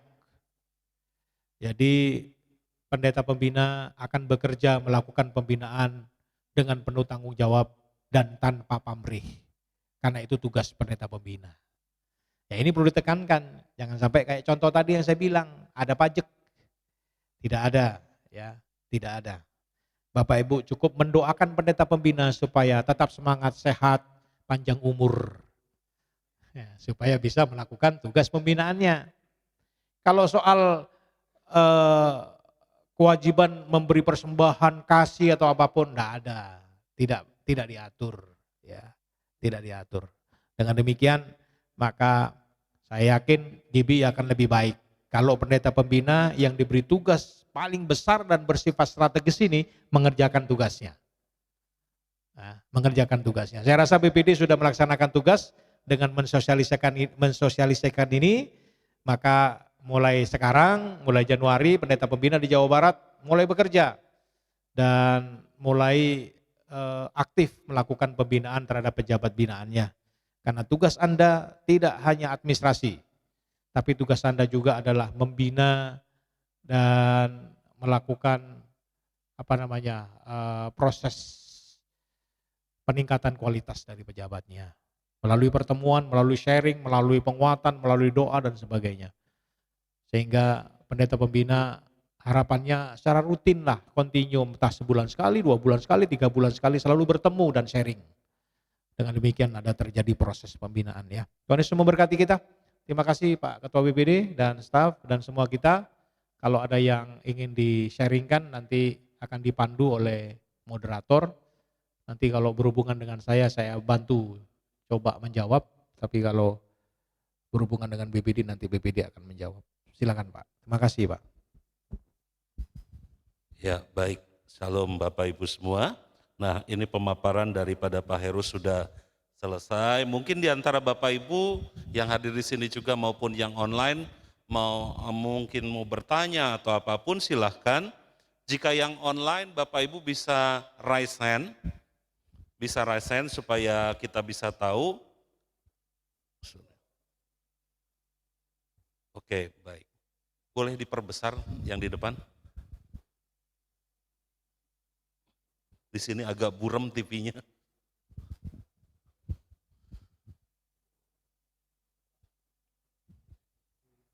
Hah?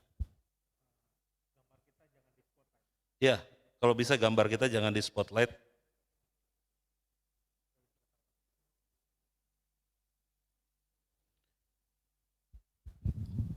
Enggak kelihatan.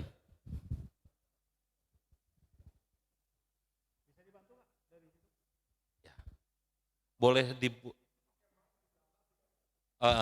boleh. Saya ke belakang aja deh. Mungkin nggak usah. Bisa nggak di situ di itu nggak? Ya.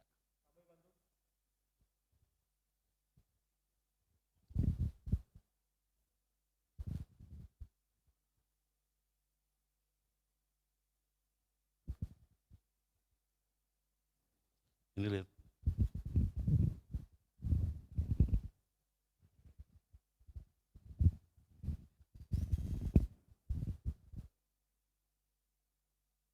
Sudah? Ada? Mohon bersabar ya Bapak Ibu. Mungkin ada yang bisa bertanya secara langsung, boleh raise hand Bapak Ibu. Oke, baik. Ada Bapak yang raise hand. Boleh silakan buka aja langsung Pak, di unmute. Shalom Pak. Shalom. Ya Pak, mau tanya Pak, kalau misalnya udah jadi pendeta penuh, tapi tetap mau dibawa pembinaan, gembala pembina yang udah membina kita masih bisa gitu Pak? boleh saja Pak, secara emosional kita nggak akan bisa lepas dengan orang tua kita. Mirip kayak hubungan anak sama orang tua lah. Kalau anak kita sudah menikah, kan tidak serta-merta melepaskan relasi antara orang tua dan anak. Secara emosional boleh, tetapi secara administrasi pasti punya kakak sendiri Pak. Dia punya kakak sendiri. Di BPD itu akan terdata sebagai pendeta yang mandiri Pak.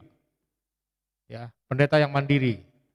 Ya, kalau gereja dengan kapasitas luas ya, ya seperti rayon misalnya, seperti rayon Gatot Subroto ya, itu pengaturannya itu agak berbeda Pak. Agak berbeda dalam pengertian begini, diatur sendiri di dalam tata gereja, gereja dengan kapasitas luas, apabila dia telah menjadi PDM, telah menjadi pendeta penuh, tidak dengan sendirinya dia mandiri Pak. Tidak dengan sendiri dia mandiri, dia tetap terikat dengan gereja induknya. Dalam beberapa hal dia tidak bisa sama dengan pendeta yang di luar kapasitas luas. Dan gereja kapasitas luas dengan klasifikasi itu jelas di tata gereja. Itu punya cabang di 7 provinsi minimal, anggota 7.000 minimal dan sebagainya gitu ya Pak. Jadi berbeda. Tapi secara administrasi itu dia mandiri Pak. Ya Pak ya. Terima kasih Pak Heru. Mungkin ada lagi Bapak Ibu yang lain, boleh raise hand, yang ada di tempat ini juga silahkan boleh angkat tangan jika ada pertanyaan. Pertanyaan tadi bisa dimunculkan?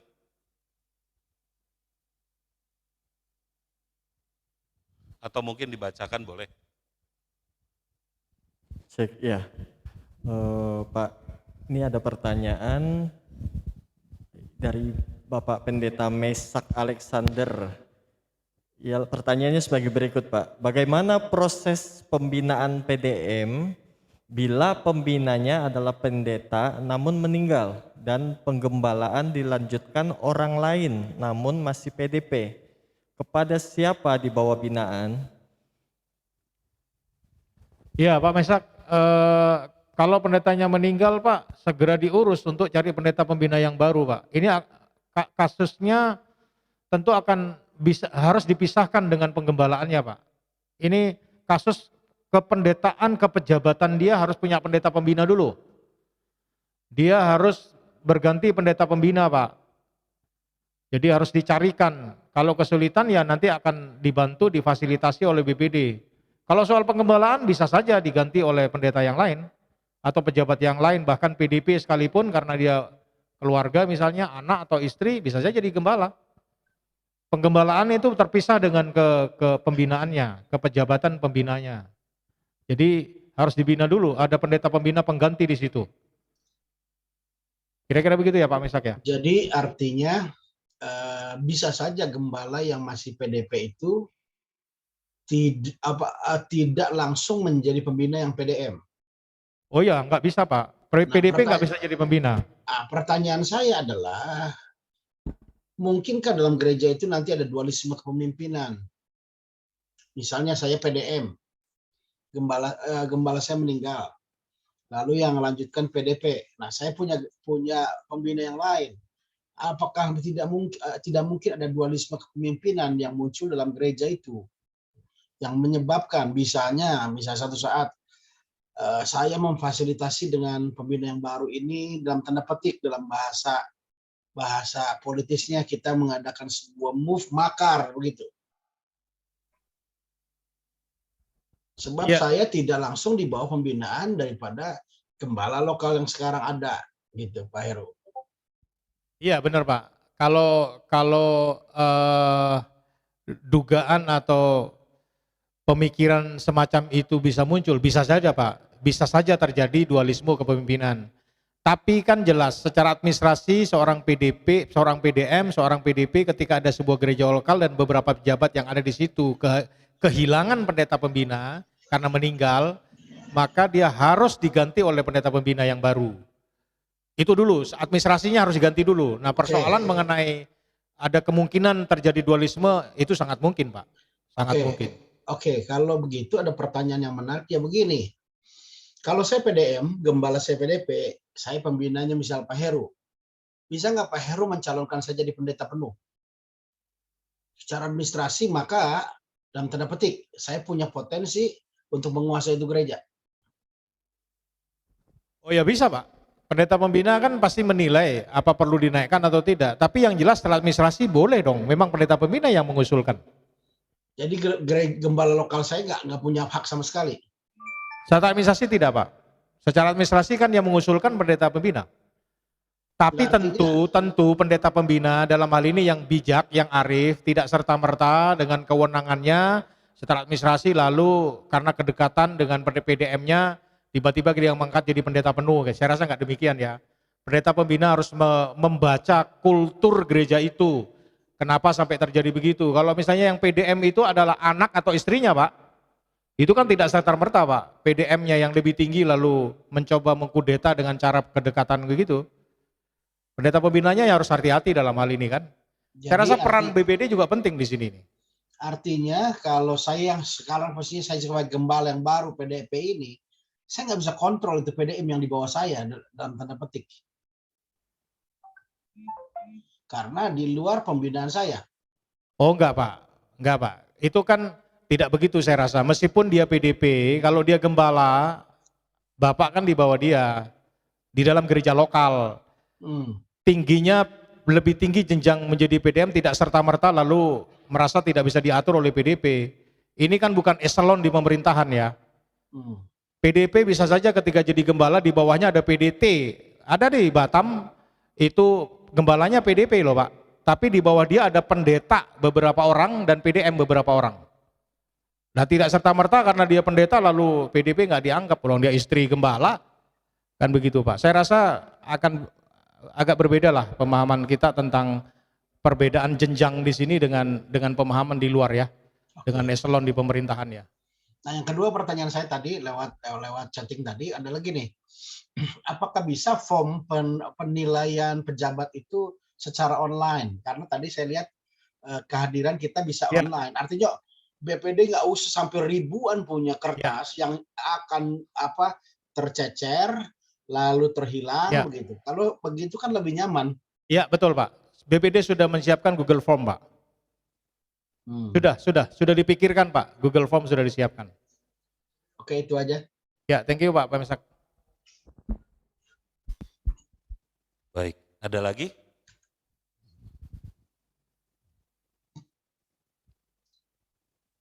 Ada, boleh dibacakan.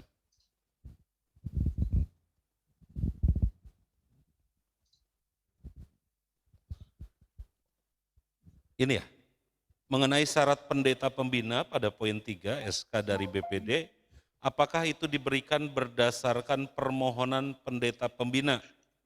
Ini dari Pak Mesak Alexander Untung. Boleh silakan Pak. Oh ini udah ya, tadi ya? Ya tadi sudah. Oh sudah. Ada lagi yang lain? Ya ini juga tadi kayaknya udah ya. Secara online kan? Ada lagi? Oh, sudah tidak ada. Maaf, itu pertanyaan yang terakhir tadi Pak, yang mengenai syarat pendeta pembina poin 3 SK itu dari Bapak Pendeta Adam Pak. Pak Adam ada.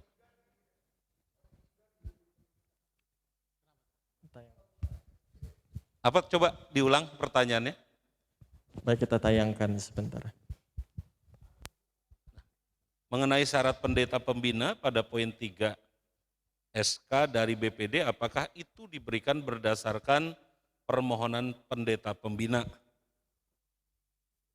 Ya BPD. Pak Satria, boleh. Baik, terima kasih. Bapak Ibu begini, saya mesti mulainya dari mana ya? Pejabat Gereja Bethel Indonesia, sejak saya jadi pejabat di tahun 90 lebih kurang, yang saya punya itu ketika lulus cuma piagam, ya, jadi nggak punya SK. Baru-baru ketika itu tahun berapa ya, waktu Pak Hosea itu ya, kita lengkapi pejabat kita dengan SK. Masuk di kepemimpinan Pak Sutadi Rusli, kita lengkapi semua pejabat kita dengan SK. Kita teruskan lagi dengan SK pendeta pembina. Nah ini dia, ya. Jadi kita sudah pernah bicarakan di dalam sidang MD kita bahwa setiap pejabat itu harus punya SK. Itu yang pertama. Yang kedua sekarang adalah sesuai dengan tata gereja yang baru kita ini, bahwa setiap pendeta pembina itu harus memiliki SK pembinaannya terhadap pendeta yang dibinanya. Jadi kalau ada 10 pendeta yang dibinanya, ada PDM, PDP-nya jumlahnya 10, pendeta pembina punya 10 lembar ya yang harus dilakukan. Nah, sebetulnya dari pendeta pembina itu bukan permohonan mungkin tepatnya, tetapi pendeta pembina yang bersangkutan memberitahukan bahwa PDP A, PDP B, PDP C berada di bawah pembinaan saya. Dengan kelengkapannya, surat yang tadi Pak Heru sampaikan, 4 surat tadi, atau minimal ada permohonan pribadinya. Berdasarkan itu, nanti Perwil akan bantu untuk verifikasi, BPD akan pelajari, apabila memang semuanya benar, maka BPD mengeluarkan SK. Target saya sebetulnya seluruh pendeta pembina yang membina PDP dan PDM di periode ini atau di tahun 2022 harus semuanya sudah punya SK pembinaan.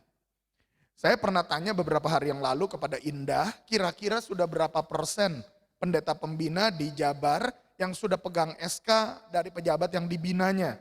Menurut Indah lebih kurang 50%. Doakan 2022 50%-nya ini bisa tercapai. Sehingga proses pembinaan antara yang dibina dan yang membina dua-dua punya ikatan tanggung jawab. Ya, sehingga hal ini tata gereja kita yang mengatur tentang pembinaan ini tidak hanya aturan tetapi bisa benar-benar meningkatkan kualitas pejabat. Bukan hanya yang dibina tetapi pembinanya pun bertanggung jawab. Begitu ya. Jadi mungkin garis bawahnya bukan bentuk permohonan, lebih tepatnya adalah melaporkan. Kami akan mempelajari, nanti kami mengeluarkan SK. Karena kalau permohonan kan bisa benar, bisa salah, bisa perlu, bisa tidak, betul ya. Jadi sifatnya lebih kepada melaporkan, kami akan buatkan. Begitu, semoga jawaban saya cukup jelas. Kalau memang masih mau dilanjut, Pak Adam Padamani mungkin ya, silakan.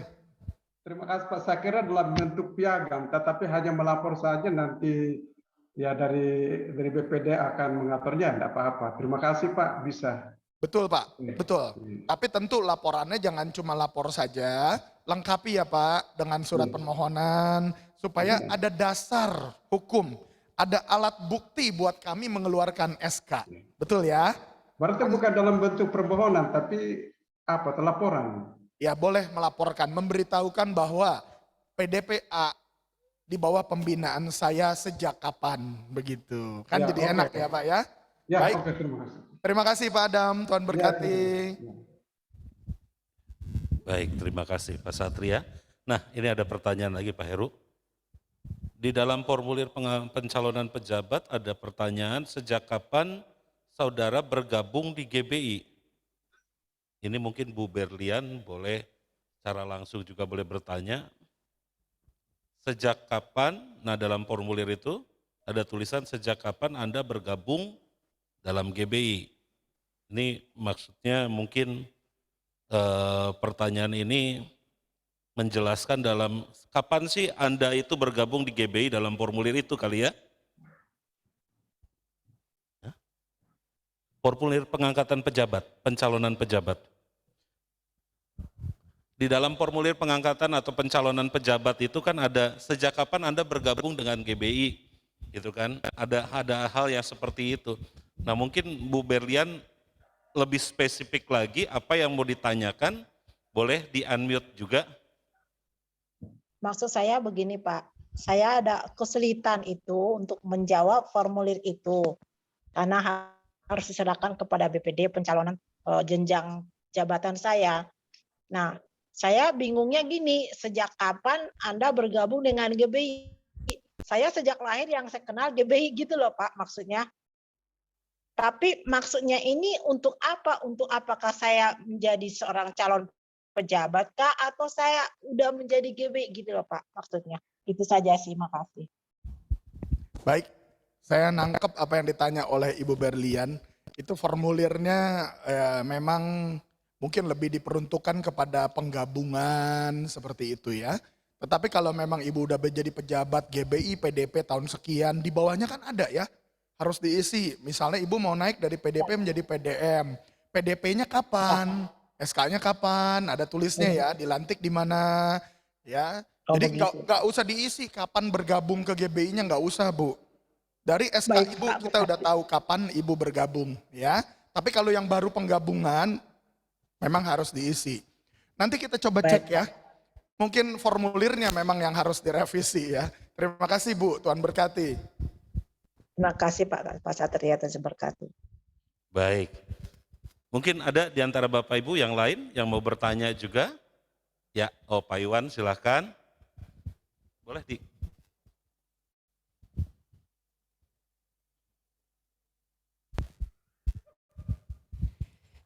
Saya mau tanya Pak, kan dari tadi dijelaskan bahwa penilaian ini tujuannya adalah untuk peningkatan kualitas para pelayan. Nah, yang di poin A itu tadi saya tulis administratif, yaitu memberikan rekomendasi untuk kepentingan kenaikan jenjang pejabat.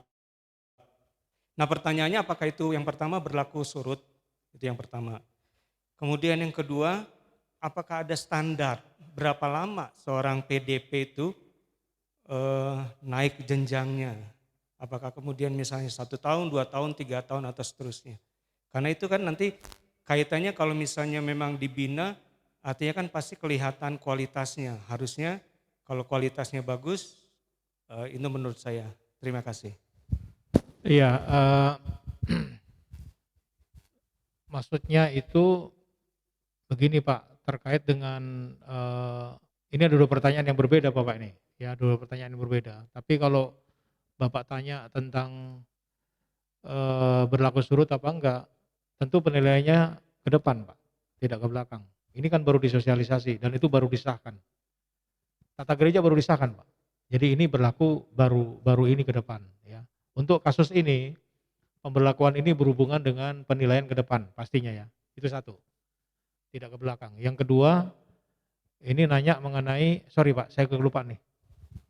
Apakah ada syarat ukuran Oh lama? iya, sorry. Iya Pak. Ada Pak, ada aturannya kan. Nah, pengaturan mengenai pengangkatan pejabat itu kan dasarnya bukan hanya penilaian ini Pak. Tapi syarat-syarat lain, syarat administrasi, lalu syarat-syarat di tata gereja itu diatur rinci Pak. Misalnya yang PDP harus 4 tahun ke PDM, yang PDM juga harus 4 tahun minimal ya, minimal.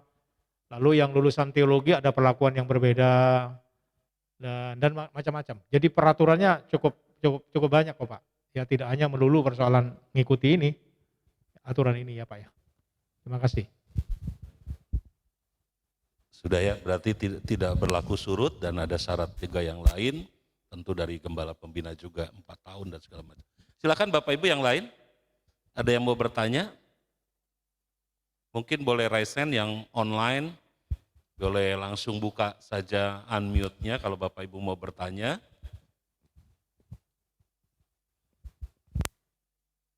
Ada? Mungkin dari Bapak Ibu yang ada di tempat ini juga mau bertanya. Kayaknya cukup mengerti semua Pak Heru, Pak Satria. Puji Tuhan. Baik Bapak Ibu yang dikasih Tuhan, mungkin jika tidak ada lagi pertanyaan, cukup ya Pak Heru ya? Cukup sudah, dan kita sangat berterima kasih kepada Pak Heru yang sudah memaparkan dengan begitu luar biasa. Mungkin beri tepuk tangan dulu Bapak Ibu. Nah baik, selanjutnya saya serahkan kepada Pak Satria untuk menutup, atau mungkin dari Pak Boy ya. Ya, terima kasih Pak Joni. Terima kasih Bapak Ibu yang ada di sini, terima kasih juga yang ada di Zoom. Ya, saya berharap pemaparan malam hari ini cukup jelas buat kita semua. Tetapi apabila masih ada pertanyaan, kita terbuka ya.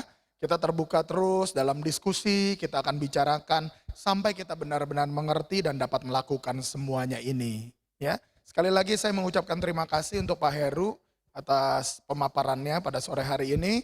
Terima kasih untuk Pak Lukas juga yang sudah memberikan memfasilitasi tempatnya bersama dengan seluruh tim pelayanan ya yang sudah melayani dengan luar biasa di sini. Terima kasih. Tuhan Yesus memberkati tentunya. Terima kasih Ketua Perwil ya. Bapak Ibu, saya juga mungkin sekaligus mengingatkan bahwa tanggal 23-24 Februari akan ada sidang majelis daerah khusus. Sekarang disebutnya sidang majelis daerah khusus. Khusus siapa? Khusus gembala ya. Jadi mohon dipersiapkan waktunya. Baik, mari kita satu dalam doa, kita bersyukur. Bapak Surgawi, kami bersyukur untuk sore hari ini. Terima kasih untuk apa yang sudah kami terima. Kiranya Tuhan memampukan kami untuk melakukannya. Karena kami yakin semuanya adalah untuk tertib dan peningkatan kualitas dari pejabat-Mu demi Gereja Bethel Indonesia yang jauh lebih baik lagi. Terima kasih Tuhan, berikan kami terus kemampuan. Kami berdoa Tuhan untuk ketua umum kami, kiranya Tuhan terus menyertai, berikan hikmat kekuatan bersama dengan seluruh pengurus BPP. Kiranya Tuhan yang terus Tuhan bekerja melalui hamba-hamba-Mu ini. Kami percaya dan Pak Heru secara khusus Tuhan memberikan kesehatan, kekuatan, hikmat-Mu lebih lagi Tuhan sehingga Pak Heru boleh semakin menjadi berkat. Bukan hanya untuk BPD Jabar tetapi untuk seluruh BPD, BPLN yang ada. Terima kasih Bapak berkat-Mu atas GBI Tapos ini di Cibinong. Berkat-Mu atas Pak Lukas. Berikan kesehatan, kesembuhan buat Pak Lukas. Sehingga Pak Lukas boleh tetap kuat untuk melayani Tuhan. Hamba berdoa kiranya seluruh pejabat, gembala yang sudah hadir dalam pertemuan malam hari ini, baik secara onsite maupun online, Tuhan juga yang akan memberkatinya. Terima kasih Bapak, kami mau berpisah, berkat-Mu atas kami. Mari kita angkat tangan kita dan kita bersama menerima berkat dari Tuhan. Kasih karunia dari Allah Bapa dalam cinta kasih Tuhan Yesus Kristus. Persekutuan yang manis dengan Roh Kudus menyertai kita mulai saat ini sampai selamanya. Terimalah segala berkat yang sudah Tuhan sediakan dan jadilah berkat kemana engkau pergi. Di dalam nama Tuhan Yesus, kita yang menerima berkat bersama-sama berkata, amin. Tuhan Yesus memberkati. Terima kasih. Ketua BPD Bethel Satria sudah semua semuanya. Terima kasih. Terima kasih Bapak-bapak, mohon pamit. Terima kasih semuanya. Semangat terus, semangat. Memberkati Pak Satria. Tuhan berkati Pak Adam, Pak Hendrawan, makasih Pak Swandono, Pak Lukas, Pak Henry, terima kasih. Terima kasih ya Pak. Ya, Tuhan berkati. Ada Pak Hendra Maret juga, terima kasih. Pak Ferry, ya terima kasih. Pak Gunawan, terima kasih. Mohon pamit Pak. Memberkati, ya. Memberkati ya Pak ya. Ya semuanya. Tuhan Yesus memberkati kita semua. Terima kasih yang di sini juga, Pak Bongga, Pak Roland, Pak Basri, memberkati. Ya, Pak Budi, terima kasih. Pak Bangun, memberkati. Bu Tari, Tuhan berkati. Ya, oke, baik. Saya pamit ya. Tuhan Yesus memberkati Bapak Ibu. Tetap semangat ya. God bless. Bagaimana Om? Hah? Siapa? Oh, kemarin itu sakit gula. Dari anaknya.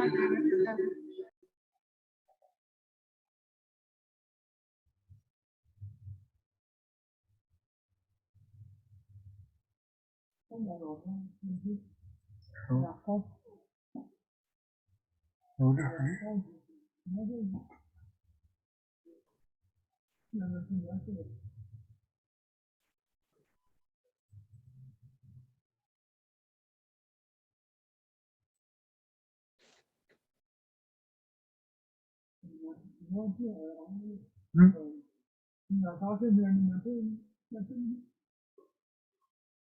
ya sebenarnya nggak tahu.